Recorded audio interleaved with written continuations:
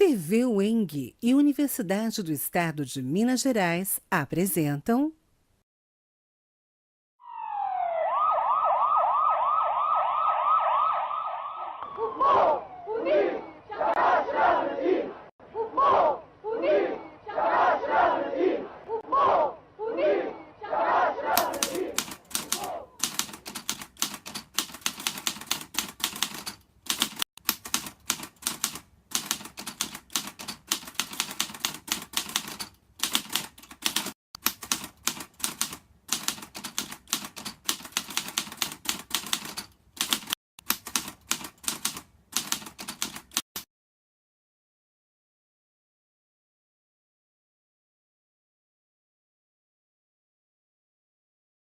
O nascimento da UNE. Fundada em 1937, a União Nacional dos Estudantes, representando todos os estudantes brasileiros, sempre foi formada por diversos grupos com tendências ideológicas diferentes e cada um destes grupos tem uma visão ímpar sobre a entidade. Acho que o papel da juventude nesses dois períodos, na ditadura militar e na democracia, é de fato de ingressar nos movimentos sociais, a juventude que ingressa nas universidades, esse papel de construção, né, de garantia de direitos, de construção de um Estado efetivamente democrático, que não seja um Estado que seja democrático só na Constituição, que seja democrático só formalmente. Na época da ditadura, de fato, os movimentos sofriam aí uma repressão muito maior, era bem mais complexa a luta, mas a juventude estava em todos os movimentos, tanto o movimento estudantil que dialogava com os movimentos sindicais, com os movimentos sem terra, com os movimentos sociais em si, e isso veio decorrência, esse apoio do movimento estudantil, da juventude, até hoje ele existe nos movimentos sociais sindicais, nos movimentos sociais sem terra, existe muita juventude nesses movimentos. Existem pessoas, existem jovens nesses movimentos desse período democrático, jovens que nasceram dentro desses movimentos e jovens que não pertencem a esses movimentos como indivíduos, mas que atuam politicamente com esses movimentos. A UNE e os acontecimentos históricos. A União Nacional dos Estudantes, desde o seu surgimento, sempre esteve presente nos acontecimentos históricos e políticos mais importantes do Brasil. Então, acho que o papel da juventude nos dois períodos, no autoritário e no democrático, foi, de fato, de dialogar com os movimentos. É ainda, de fato, de dialogar com os movimentos e tentar unificar a luta dos movimentos estudantis com os movimentos sociais, em geral, os movimentos sem terra, sindicais, porque acho que a luta é uma só. A luta é pela efetivação de direitos, tanto na ditadura militar quanto nesse período democrático. Como eu disse, embora a gente tenha uma Constituição formal que garanta bastante direitos, nós estamos longe ainda de ter um Estado, de ter uma sociedade que tenha aqueles direitos efetivados na Constituição. Os primeiros anos da UNE acompanharam o maior conflito da história moderna, a Segunda Guerra Mundial. Os estudantes foram fundamentais neste período, se opondo ao nazismo e ao fascismo e criticando o governo Vargas. A UNE contra o conservadorismo. A UNE é uma voz atuante no combate ao conservadorismo político e na luta por uma sociedade mais fraterna e solidária. A função do jovem, pelo menos na minha visão, quando você ingressa numa universidade, você tem aí, nessa fase da sua vida, um momento de luta, um momento de busca de direitos, busca de garantia de direitos. Então, acho que esse é o papel da juventude. Agora, se a juventude começa a partir para um lado que ela busca violação de direitos, redução de direitos, alguma coisa está errada. A ditadura militar, anos de chumbo. Entre 1964 até 1985, o Brasil é governado pelos militares, período conhecido como os Anos de Chumbo devido à repressão aos que eram contra o regime ditatorial. Uma época cinza e marcada por muito medo e pela suspensão de direitos constitucionais, pela censura e pela perseguição política. A dura repressão se sustentaria por longo tempo, devido ao crescimento econômico que criou uma apatia social Enquanto os guerrilheiros eram duramente massacrados, a população trabalhadora estava alienada. A UNE foi protagonista de grandes passeatas, mobilizou greves, organizou congressos clandestinos, foram reprimidos truculentamente, sofreram tortura de todos os modos. Milhares de estudantes foram presos, feridos e mortos. Eu acho que primeiro a gente tem que pensar em movimento estudantil, não só na importância no momento da redemocratização, mas no histórico que a UNE tem no Brasil, né? Quer dizer, o movimento estudantil no Brasil foi importante antes do golpe civil-militar de 64 e continua sendo importante durante o golpe e foi muito importante nos momentos finais, principalmente no momento de dietas já e no que aconteceu naquele momento do Brasil. Então, se a gente parar para pensar, os movimentos estudantis que foram representados em grande medida pela UNE são importantes em um contexto maior do que somente a redemocratização, mas eles foram importantes para trabalhar tanto a parte política quanto a parte cultural, não só dos estudantes, mas como da sociedade, durante momentos que foram complicados para a história do Brasil.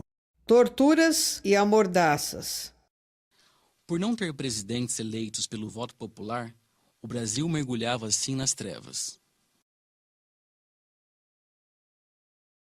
O papel da UNE na derrubada da ditadura militar foi crucial e a gente até percebe porque alguns líderes foram mortos, outros foram torturados, perseguidos, exilados. Então, de fato, o movimento estudantil representava naquela época uma ameaça, digamos assim, ao Estado autoritário que os militares impuseram naquele momento. A Lei Suplicy Lacerda. Os estudantes que sempre foram uma voz atuante pela liberdade e pela igualdade de direitos é calada com o controle dos militares. O governo militar cria a Lei número 4.464, Lei Suplicy Lacerda, para determinar quais os movimentos estudantis podem ter e quais não. Os permitidos são aqueles totalmente controlados pelos militares. A lei interfere diretamente na autonomia das entidades, a submetendo às autoridades acadêmicas nomeadas pelos militares. É colocado assim um cabresco no movimento estudantil.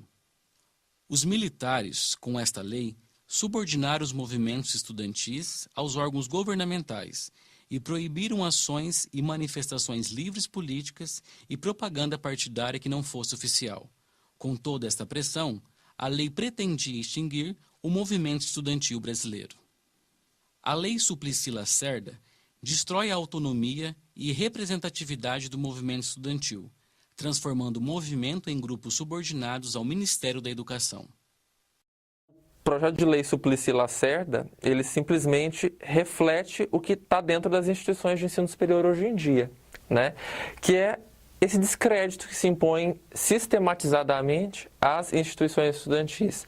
Então, eu acredito, no meu ponto de vista, não se deve trabalhar para cercear as instituições dos estudantes, a partir do momento em que elas representam uma pluralidade que é inerente ao próprio corpo estudantil, né? Não há como a gente tratar de movimento estudantil a partir de uma ou duas instituições.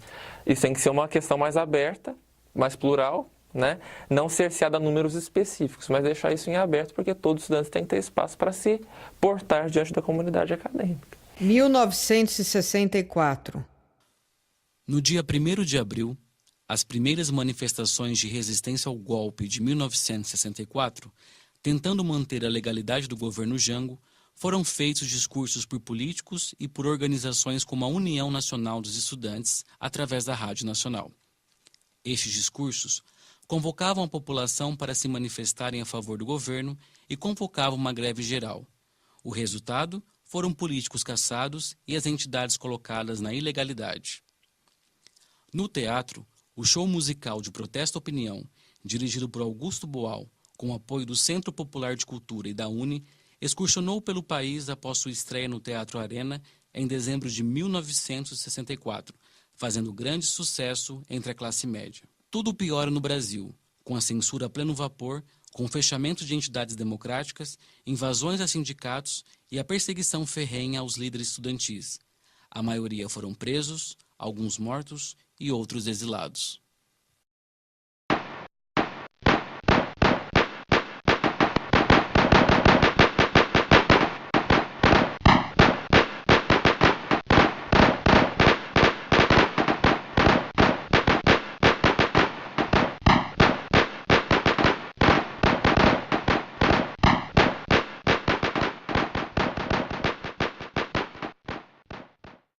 tratar da ditadura no Brasil, especialmente considerando que foi um período de ditadura civil-militar, né, se trata de um período de uma repressão muito grande, principalmente em relação aos movimentos sociais. Tratar de movimentos sociais em questão de ditadura é tratar de uma repressão praticamente absoluta, né? Então, a ditadura que se inicia em 1964, muito mais do que simplesmente trazer os militares para as ruas e tirar a democracia do âmbito do poder público nacional, significa, mais do que tudo, uma perseguição sistematizada aos movimentos sociais, e nisso aí se incluem todos os movimentos estudantis, né? Seja a UNE, seja a UEE, seja a UBS, por exemplo. Então, o papel que essas instituições acabam por cumprir na redemocratização do país é ir para a rua mesmo.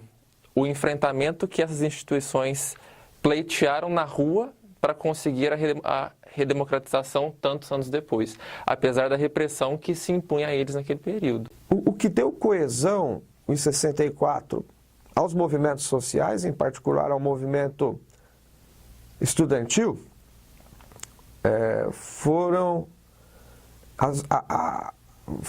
vários elementos. A urgência da luta pela abertura, né?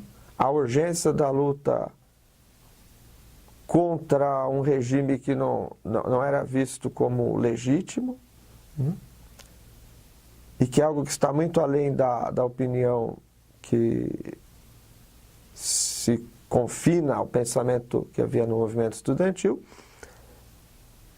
mas também a possibilidade de alternativas para o capitalismo. O movimento estudantil, tanto no período da ditadura militar como hoje, ele é muito difícil de ser visto numa unidade. Nem nessa época que havia questões urgentes, pautas no momento que eram de interesse geral, talvez de todos os estudantes que se reuniram com o propósito, né, de se articular, ou de produzir um movimento com unidade, né, ele caminhou para dissidências, para o desmantelamento desse movimento estudantil que mal tinha começado, e os estudantes logo migraram para outros grupos que estavam se formando na época, né? Alguns falam em partidos, embora na época oficialmente não houvessem nenhum desses partidos, né? Todos eram clandestinos, mas siglas que se vinculavam a diferentes movimentos na época de 64 foram ganhando adeptos de pessoas que foram saindo do movimento estudantil na medida em que ele não alcançava uma unidade, né? Essa é uma característica não só do movimento estudantil, essa é uma característica da esquerda, historicamente, né? Há desavenças intelectuais, de projetos, de visões críticas e políticas, né? E havia, sobretudo, também no movimento estudantil em 64 e há hoje, né? Isso é algo, por exemplo, que parece um destino inalterável, né? No meio da luta social, né? Quando a gente analisa historicamente, então, o período da ditadura militar, a gente precisa, então, entender que o movimento estudantil também esteve ligado a dois momentos muito marcantes, né? Que foi o Congresso de Biúna e o sequestro do embaixador. A americanização do ensino. O governo militar aproxima-se dos Estados Unidos e faz acordos na área de educação, controlando desde os livros didáticos, interferindo no conteúdo geral das aulas e tirando toda a autonomia e liberdade das escolas, universidades e educadores. Os conteúdos de educação também eram subordinados ao modo operante americano. A ajuda externa para a educação tinha por objetivo reorientar o sistema educacional brasileiro ao modelo norte-americano, mas os estudantes não aceitavam a intervenção dos Estados Unidos no ensino. O acordo MEC-USAID previa que as universidades brasileiras tivessem padrões norte-americanos. Este acordo desagradou a maioria dos estudantes e, em 1966, eles vão às ruas para protestar, organizando passeatas para derrubar a Lei Suplicy e a reforma universitária. Resistir para continuar a existir. Entre 1966 e 1968, os estudantes foram a força que representava uma insatisfação geral da classe média com a política recessiva do governo Castelo Branco, realizando enormes protestos. Uma das maiores foi a dos 100 mil, em junho de 1968, no mesmo ano que operários tinham sofrido inúmeras intervenções em seus sindicatos. No período da ditadura militar, o governo tentou de todas as formas acabar com o movimento estudantil. O governo militar cria, em 13 de dezembro de 1968, o Ato Institucional AI-5, ato que marca o auge do autoritarismo e da repressão.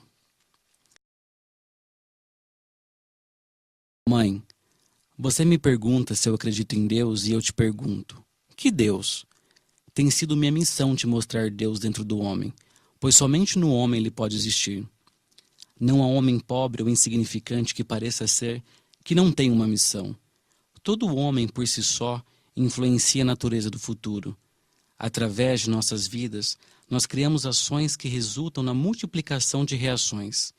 Esse poder que todos nós possuímos, esse poder de mudar o curso da história, é o poder de Deus. Confrontado com essa responsabilidade divina, eu me curvo diante do Deus dentro de mim. Stuart Edgar Angel Jones, 1946-1971. Esse jovem da ditadura, ele era um jovem que tinha um inimigo. Hoje, os jovens eles não têm mais um inimigo explícito. Não tem contra quem lutar, não tem contra quem brigar, né? E aí, qual tem sido a única estratégia de luta contra o capital? Pelo menos para alguns autores, o Deleuze principalmente. Ele vai dizer que é a dissidência. O adolescente hoje, ele é um sujeito que, de certo modo, ele tem desistido das coisas. E isso, sem eles talvez ter consciência disso, é a única forma de resistência ao capital. Porque o capital ele investe em desejo. Se você não tem desejo, ele não tem o que fazer. O AI-5. O AI-5 estabelece ato grave de infração disciplinar para todos que instigarem paralisações ou participarem delas. O mesmo vale para os que organizassem atos democráticos de qualquer natureza. Também punia quem elaborasse, guardasse ou distribuísse materiais que fossem considerados subversivos pelos militares. Dessa forma, os pés e as mãos dos estudantes estavam atadas. A partir do ato AI-5, decretado em dezembro de 1968, o movimento estudantil enfraquecido foi se reorganizando aos poucos como podia e só voltou a se manifestar em 1977. Neste período de tempo, havia alguns grupos de oposição em igrejas, nas fábricas, nos centros culturais e nos campos universitários. O AI-5 instalou no Brasil um clima de terror e de exclusão da democracia. Em 1965, várias manifestações públicas foram feitas pelo movimento estudantil, mas foi em 1968, após o assassinato do estudante Edson Luiz pela Polícia Militar, no mês de março, que as manifestações em massa ganharam espaço no cenário nacional, principalmente na cidade do Rio de Janeiro. Milhares de jovens também morrem em iniciativas de grupo de luta armada e em guerrilhas. Morreram lutando, acreditando que podiam derrubar os militares assim. Nós tínhamos o extremo da opressão, né, a questão armada, a questão da censura e tudo mais, e o movimento artístico-cultural, que faz com que a gente possa ter uma escolha associada àquilo que eu acredito. Então, nós temos os extremos associados a isso, e o que se busca hoje, pelo menos o que eu vejo, é um ponto de equilíbrio entre as situações extremos. Eu acho que a gente não pode nem tanto para um lado, nem tanto para o outro, mas principalmente buscar aquilo que pode trazer o bem-estar não só para o povo, para a comunidade no geral, mas também evoluir nesse sentido. Então, o que a gente observa? Os dois movimentos extremos acabaram se enfraquecendo ao longo do tempo, porque os extremos acabam perdendo força ao longo do tempo. Então, acho que concentra uma grande energia no surgimento e depois ele vai se desfazendo ao longo do tempo ou não vai cativando mais o idealismo desses grupos originais. Então, acho que a ideia de manter isso vivo é buscar. E nós sabemos que boa parte desses gritos de protestos, eles nascem pela necessidade de um espaço e de diálogo. Em 1970, organizações e partidos clandestinos passam a ter representantes nas chamadas tendências estudantis. Organizações trotskistas saem na frente e fundam a corrente Liberdade e Luta, conhecida entre os estudantes como Libelu. Em seguida, o PCdoB dá origem à corrente Caminhando e organizações de luta armada, com ação popular e o movimento revolucionário 8 de outubro, conhecido como MR8, e a Ação Libertadora Nacional, ALN, e a Ação Popular Marxista-Leninista deram origem ao movimento Refazendo. O Refazendo ganha as duas primeiras eleições para o DCE na USP em 1976 e 1977. Em maio de 1976, os estudantes criam o DCE livre da USP. Alexandre Vanucci Leme, com 12 mil votos. Em várias universidades brasileiras, os estudantes se articulam igualmente. Protestos de maio. Na véspera do Dia do Trabalho, os órgãos repressores receberam uma denúncia anônima, que levou à prisão de 3 estudantes, que iam panfletar convocando as pessoas para manifestações no dia 1º de maio. Depois da prisão dos 3 estudantes, mais estudantes da USP, da UFSCar e da PUC foram presos. Essas prisões deflagraram os chamados protestos de maio.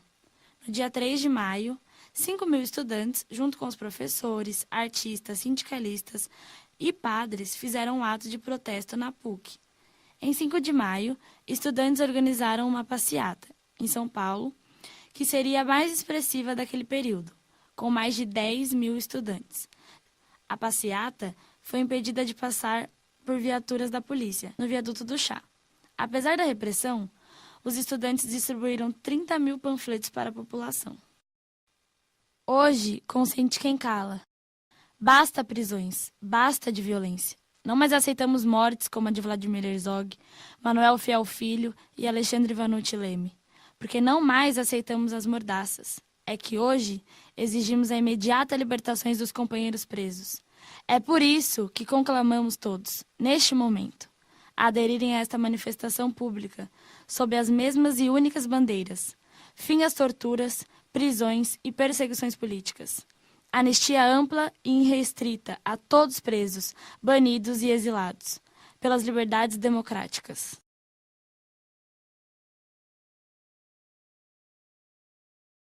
Em solidariedade aos estudantes presos em São Paulo, aconteceram protestos em várias cidades grandes, como Rio de Janeiro, Belo Horizonte e Porto Alegre. Em 1977, o terceiro Encontro Nacional Estudantil foi marcado para acontecer na Universidade Federal de Minas Gerais, UFMG.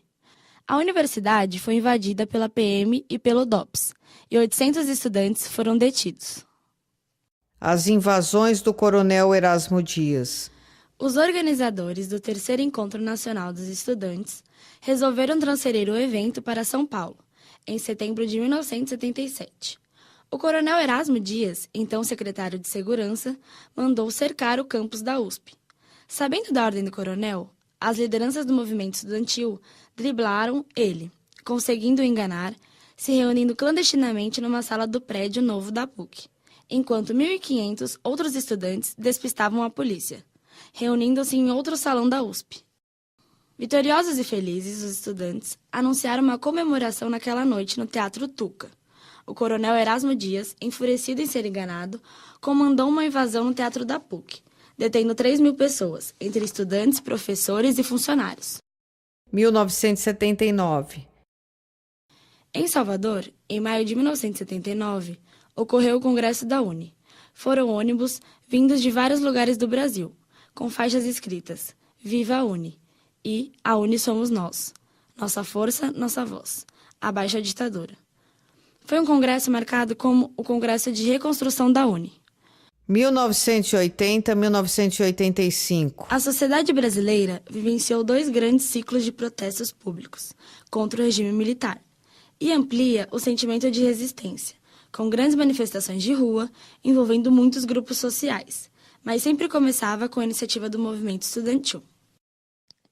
Em meados de 1984, a democracia brasileira renascia articulada por uma solução negociada entre as elites políticas e o Partido do Movimento Democrático Brasileiro, PMDB, e o Partido de Frente Liberal, PFL, que acertam a aliança de chapa de Tancredo Neves para presidente com José Sarney de vice. Em maio de 1985, Congresso Nacional que restabelecia as eleições diretas.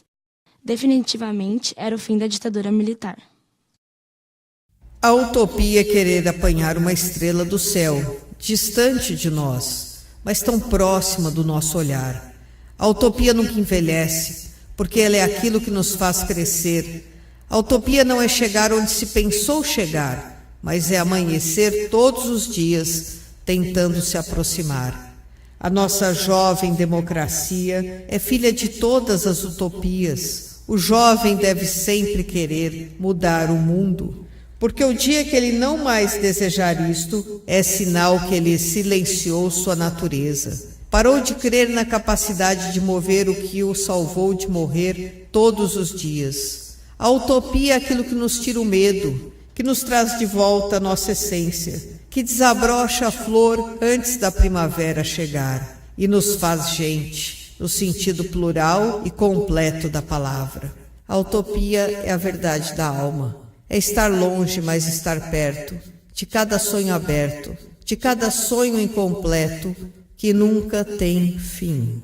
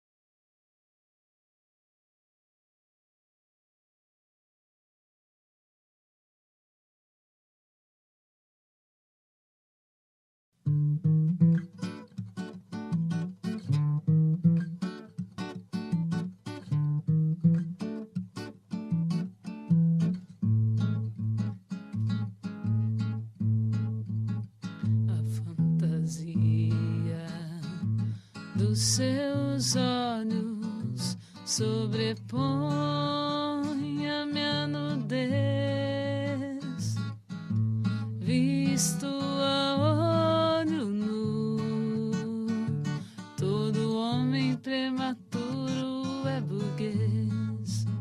Não tenho mais a memória que o homem gostaria de ter do lado de fora da história, mas o sol do meu lado desmancha o frio do ventre que lhe pariu. Já não sou um filho a mais